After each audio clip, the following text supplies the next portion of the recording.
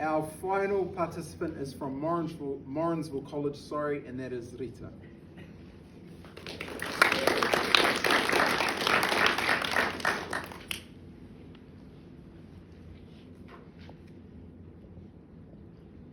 From the very first beating, when I was choked to the point of unconsciousness, and to the day he pulled the miraculously unloaded gun in my mouth, I knew obedience meant survival. But when he placed the gun in my mouth and asked me if I wanted to die, I shrugged. I thought, finally, this pain in this life would be over, and the only one hurt was the one that was responsible for me being in the situation. Me.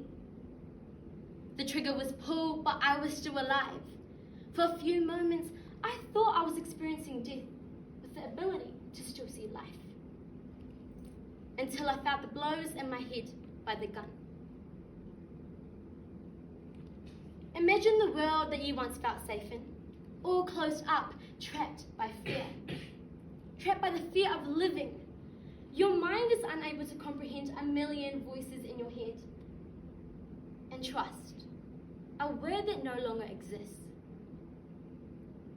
Shami Mackenzie was a victim of slavery, a victim of human trafficking, a victim of sex trafficking. Her story is just one of 40.3 million unheard stories of slavery.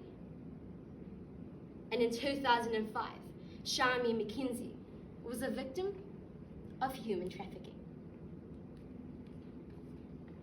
A college student struggling to pay her tuition, lured into a relationship, promised help.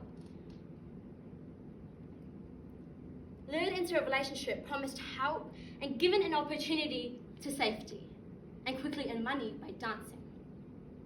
Instead, she was manipulated, threatened, tricked, and forced into prostitution for 2 whole years.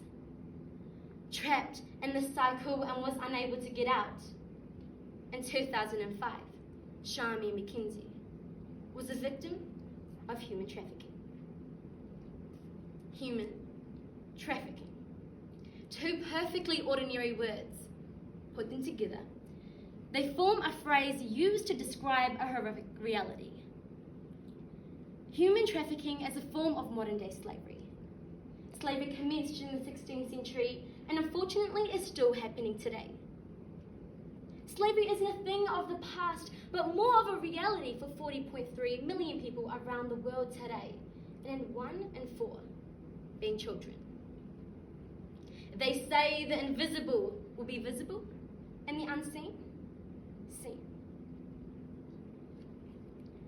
Slavery today exists, but the shackles and chains are no longer there.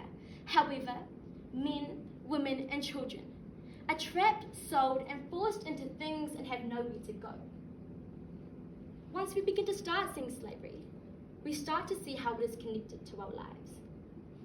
The stories of innocent women and girls forced to work relentless long hours in factories in India.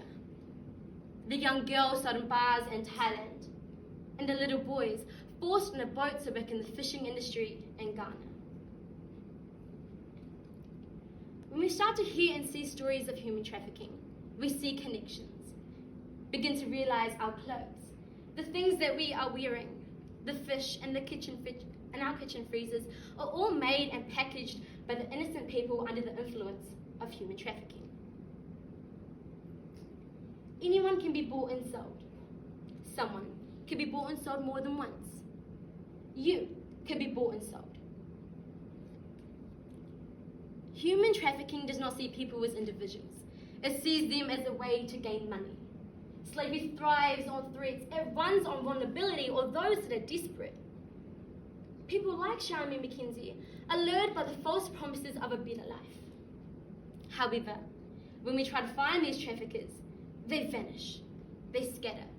They change into the nice lady walking down the street, or her uncle, her boss, or her boyfriend. They live among us, and so do their victims. That's why human trafficking is so difficult to spot, because many victims look like they have normal jobs or surroundings.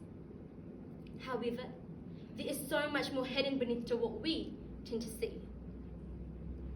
And in 2005, Shami McKenzie was a victim of human trafficking. Today's society, it is up to us and our generation to realize that we are taking things for granted, that there are organizations that can provide help and that are against human trafficking. We can no longer wait. Why aren't we doing anything about it? Giving donations to prevent this from happening? Be educated and be thoughtful. Because Shami McKenzie once said, "This is when I realized that there was no hope.